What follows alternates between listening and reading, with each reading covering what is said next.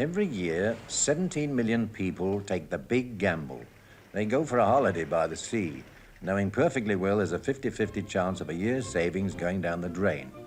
But even the most unpredictable climate in the world can't stop 17 million of us from answering the call. Come to Blackpool, dry and bracing. Come to Brighton on the sunniest coast of England. Come to Southend, the best place under the sun.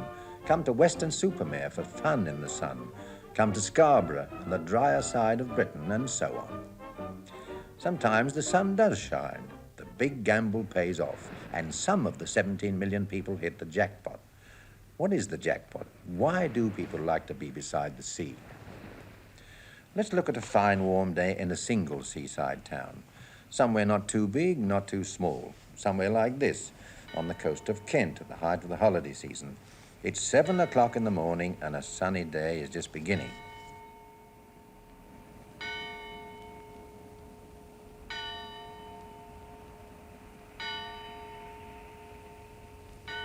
This place has been here for 150 years. As a matter of fact, Charles Dickens used to live here at Bleak House, Broadstairs. The town hasn't changed much since his day, when only the wealthy few could afford to go to the seaside.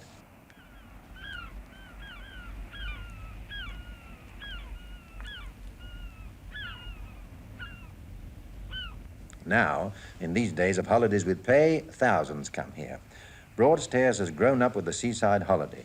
Of course, there have been a few changes to suit modern tastes.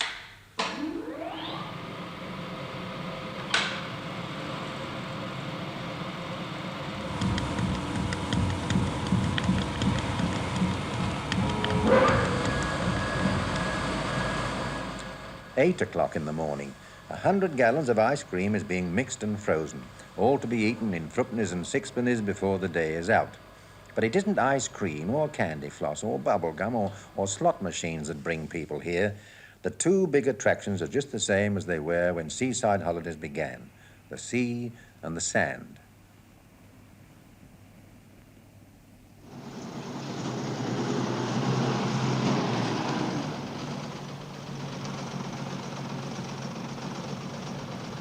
Yesterday's rubbish is being taken away, and the sea and the sand are nearly ready for today's invasion of holidaymakers. But for the first arrivals, the day ahead is no holiday. For the donkeys with their endless plodding up and down, or for Smokey the clown, who has to be funny 7 days a week for 12 weeks. 9 o'clock in the morning, and two very important people arrive: the man in charge of the sand and the man in charge of the sea. The sea is my responsibility, and that includes the safeguarding of human life. When this bay is covered at high water, then it's all mine. When the tide is out and the sands are dry, then Mr. Beak takes over. Yes, I'm in charge of the sands. In about an hour's time, there'll be over 10,000 people on those sands, and my door is open to all of them from 9 in the morning until 10 at night. At the beginning of the day, I often wonder who I'll meet out of all those thousands. But where are all these thousands, and who shall we meet?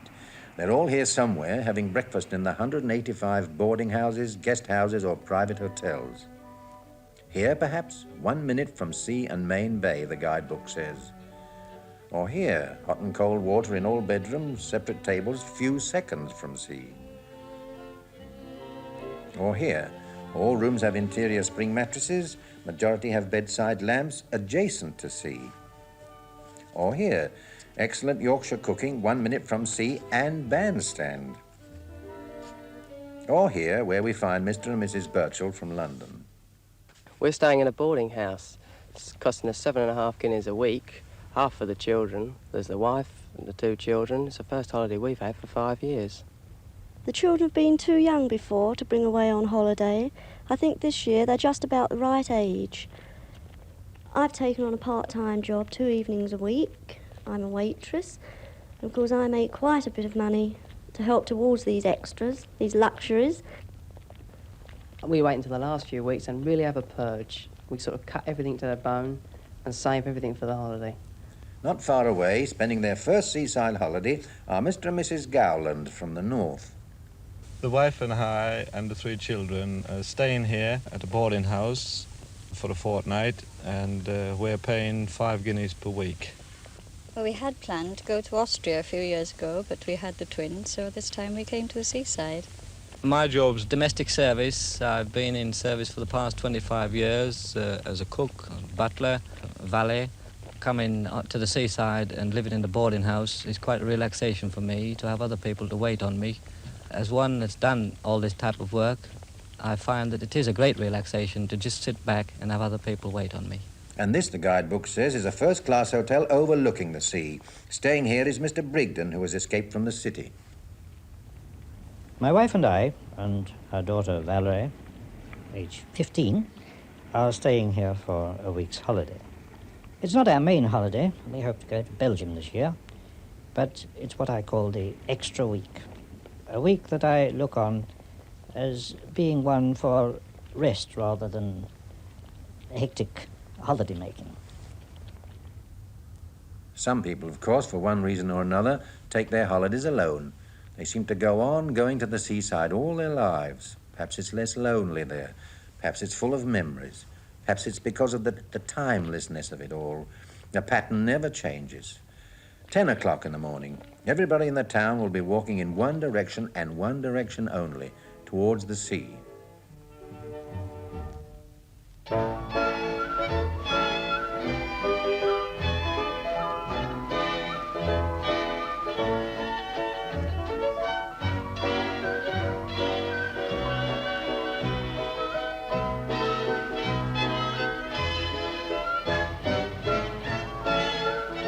The sea seems to pull them all down like a magnet.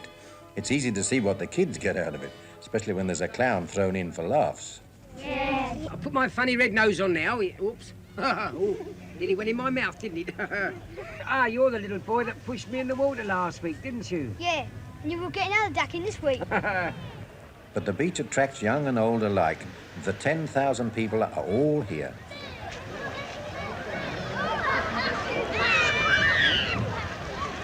Somewhere among them are Mr. and Mrs. Birchall.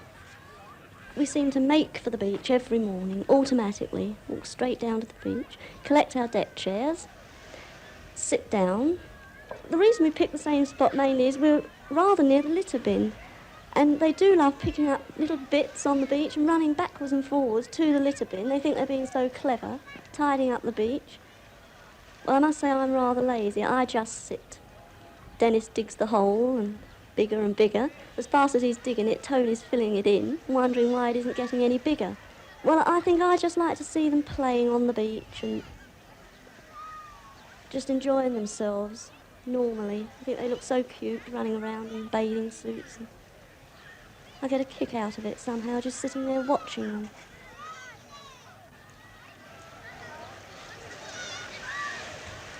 Simple way to spend a morning, isn't it? Yet thousands do exactly the same thing. Mr. and Mrs. Gowland, for instance. Well, every morning we wander down to the beach and sit there and the children play and have a paddle. My husband makes some sand castles. As a matter of fact, I think it's the most easiest way of relaxing in the world. I think it's marvellous to watch the children thoroughly and enjoying themselves, running down to the waterfront, running back again, knocking the sandcastles down that Daddy's worked hard to build. Really wonderful. If one really wants to relax, sit on the seafront and just listen to the sea rolling. And what are they all thinking about? All I ever do, it seems to be doing, is just keeping the children amused, running into the water. My main thoughts are really all the time of children, just to see that they're keeping happy and they're enjoying themselves. And I don't really think about anything else myself. This is probably the last holiday I shall have for a few years, as I'm leaving my present job, domestic service, and branching out on my own. I've bought a fish and chip shop business in the north. Of course, it's going to be jolly hard work in the beginning.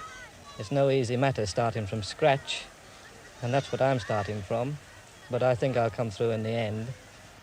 I'm afraid I'm rather a nosy type. I like to look at people and wonder what they do for a living, if they're on holiday, where they come from, if they're enjoying themselves, and what type of people they really are when they're out of swimsuits. The Brigdens arrive a little later. The reason why we go to the seaside rather than perhaps the country is mainly due, I suppose, to an ingrained habit which grows with one from childhood. When we were children, we always went to the sea, and it becomes, as I say, a habit which continues as one grows older. I suppose it is comforting to go back year after year and find that nothing's changed. Even the clown puts on the same old Punch and Judy show, 7 days a week for 12 weeks of the year. Everybody says, "Good morning, Uncle Smokey." And they say to their mums and dads, "That's Uncle Smokey over there, Daddy. That's Uncle Smokey over there, Mummy." That really makes the day when everybody's friendly.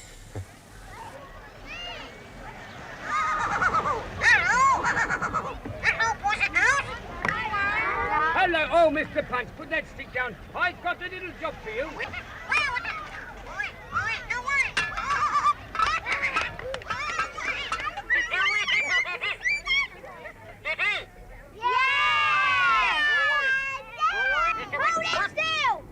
Hold him still with one hand. Hold him still?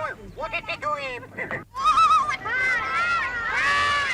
11 o'clock in the morning. The holiday is in full swing, but as I said before, for some it's no holiday. What about the landladies? I've been running this boarding house now for 13 years. We've got 14 bedrooms here. We usually cater for 33 people, including children. We charge 5 guineas a week in August. Of course, half price for the kiddies. I do all the cooking myself, and all the washing and the ironing, but the 2 girls help me with the vegetables and the bedrooms. We never get a lot of time for sitting down through the day, and as for the food, I get sick of the sight of the food. All I ever have is just a boiled egg now and again. It's usually the working class people that are the most grateful for what you do for them. You get the upper class people come down, they just think you're doing it because you're paid to do it. But with the working class people, they're really grateful for what you do and they appreciate everything. I have been here in Broadstairs now 11 years, and I have run this guest house for that many years. I take around 16 to 17 people. I have 7 let-in bedrooms. Our charge is 7 guineas a week, and we take children. We babysit for them and generally out the mother, and we do our best to get them out on evenings so that their time is free and they can get with hubby. My home, I feel, is home from home. I keep it that way because so many people like to feel the atmosphere of home, and if they come away from good homes, they do like to go into a good home. I'm the manager of the leading hotel in the town. We have 31 bedrooms and we can accommodate approximately 50 guests. During August, our present terms are 12 guineas a week, inclusive. They will, like everybody else, I suppose, go up again next year. My morning really starts by checking that the staff are on duty. I employ, at the present time, 21 employees. I then have to check the guests leaving, guests arriving, see that the dining room are informed of those leaving and those arriving so that tables may be allotted. I then check the bar stocks, make a list out of the quantities of goods to be brought up from the cellars. This year, relief managers will be taking over in October to enable us to take our holidays. My wife and I will be going over to Spain, spending a fortnight in Spain. 12 o'clock midday, and it's certainly no holiday for the man in charge of the sand.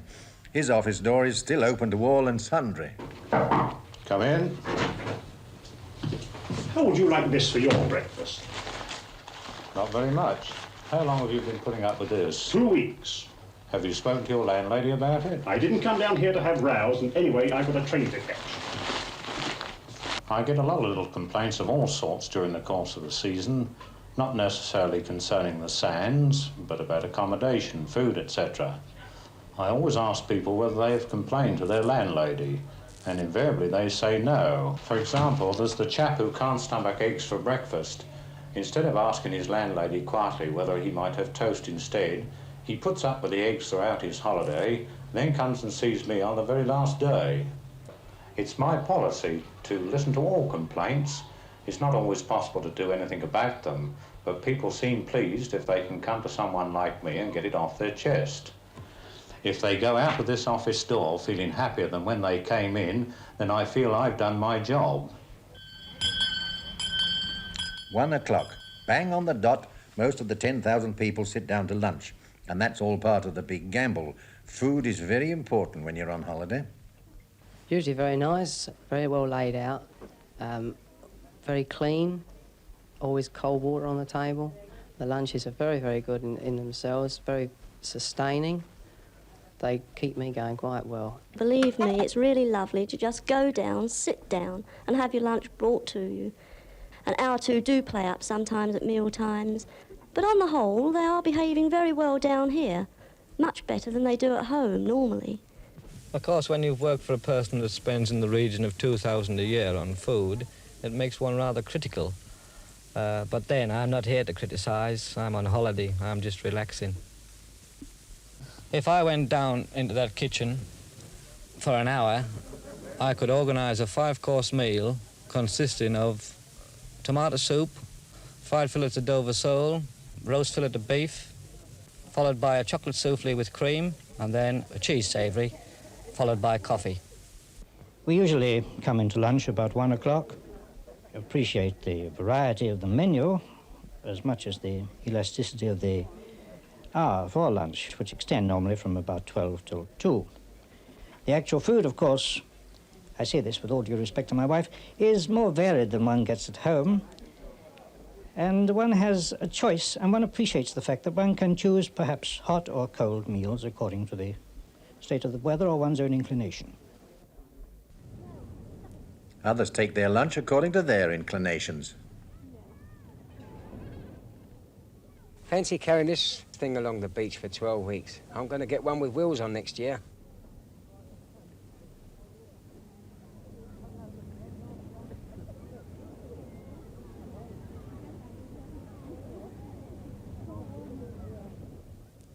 Two o'clock in the afternoon, at the height of the holiday season.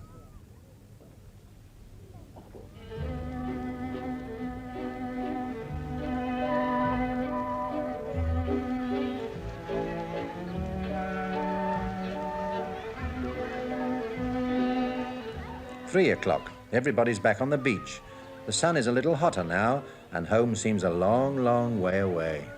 I'm getting a relaxation here. I'm not having to worry about the job. The routine is another thing I'm getting away from. The business of coming home in the evening, sitting down, not seeming to be doing much after that, then going up to bed, up the next morning, out to work again. Every day seems the same. Even weekends are beginning to look the same now. I don't seem to have the worries I've got at home. Shopping, that's another thing, drives me up the wall at home. We haven't got that here. I think that myself, that if I run a boarding house, personally, I could put on a better bill of fare and make the meals more enjoyable. If I didn't have children, I'd probably go to the seaside, but to a place with much more life.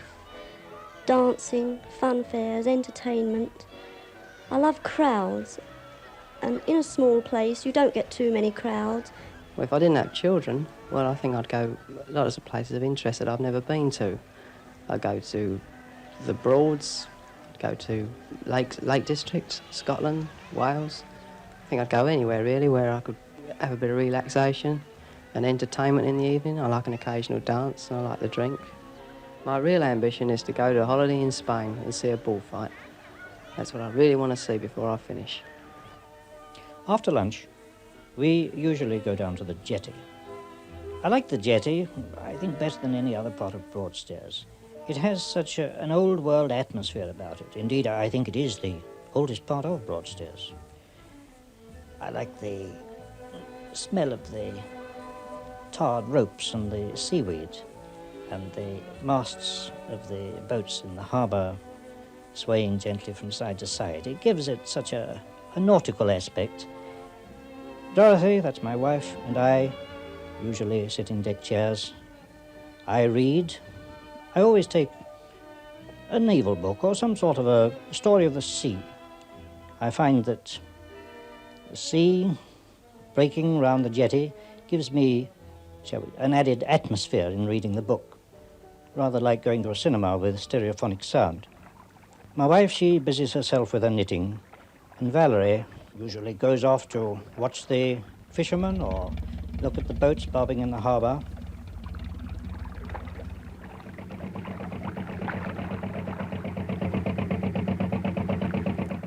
Not everybody is content to sit by the sea or on the sea. Some people actually go in it, and that's where the man in charge of the sea takes over. The duties of a harbour master in a seaside resort is vastly different to that of a commercial harbour. One of my duties is the interests of the public whilst bathing. We employ safety boatmen. There's one out there now, for instance. His job is a very tedious one. Holidaymakers often say to me they envy him, but I wouldn't have his job for all the tea in China.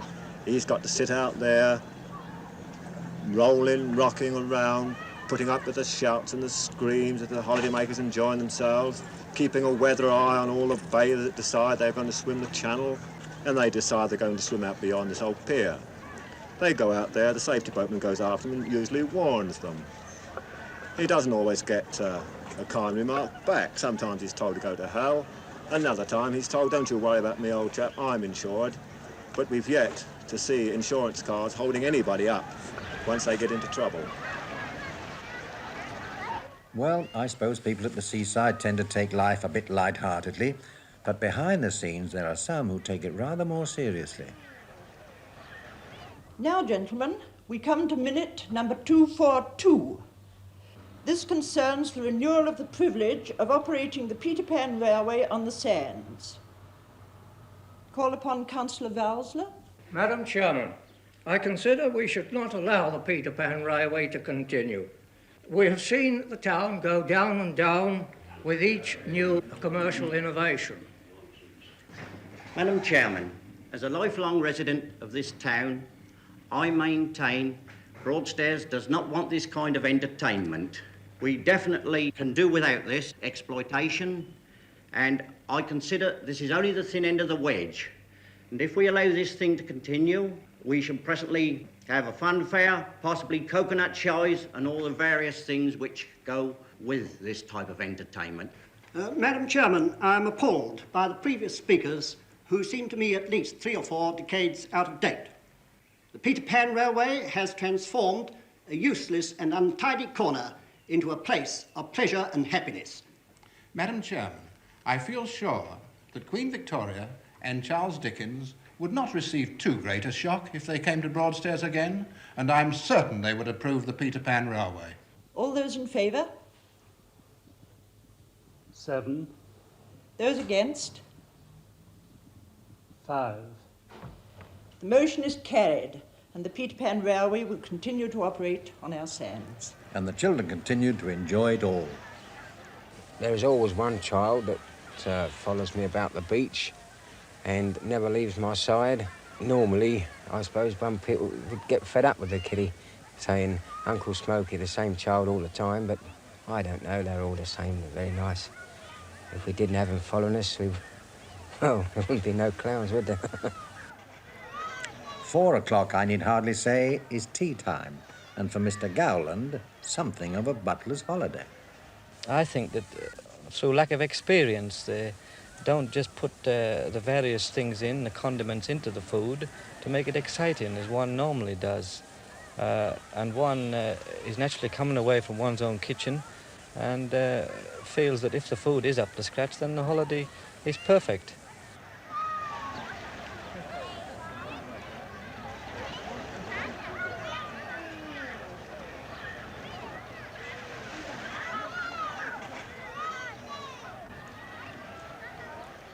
"5 o'clock and the drift away from the beach begins. The day isn't over yet, but 10,000 people know that bang on the dot, that bell's going to ring again and there's another meal to catch. When it's very hot and people come back from the beach, they don't really want a hot stew. I think that a nice salad with a bit of cold ham or a bit of cold tongue, or even I've talked to people that would much prefer to have just a nice thick slice of bread and butter with a hunk of cheese and a few pickles. Even with a widened sphere of travel, I do feel that my holiday is not complete without at least a short visit to the English coast. And there's nothing, in my opinion, which comes nearly up to the joy and pleasant restfulness of an English summer holiday by the sea. Of course, we are very lucky. We've had wonderful weather on this holiday. It's been really marvellous. I hate to think what it would have been like if it had rained every day, the normal English summer. I think if we didn't have good weather, I'd be really cheesed off, wouldn't know what to do. It's a whole gamble. The whole of a holiday's a gamble. Weather, everything. You never know what you're going to do when you get here. You just take a chance, and if the weather's good, we have a good time. Yes, you have a good time, something money can't buy. But for the people behind the scenes, a good time means millions of pennies for looking through telescopes, millions of pennies for sitting in deck chairs. For them, the big gamble pays off in terms of hard cash.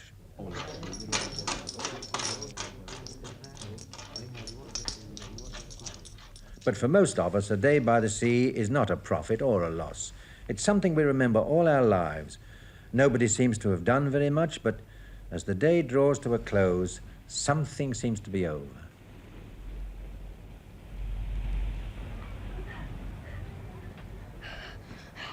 Hello, Uncle Smokey. I've come to say goodbye. You've come to say goodbye? Yeah. So you're going home tomorrow, are you? Yes, I am. Have you had a very nice holiday? Yes, thank you. Oh, cheerio. Bye-bye. Sure. See you again next year. Right. Sure. Bye-bye. 7 o'clock, and for the children, the day is over.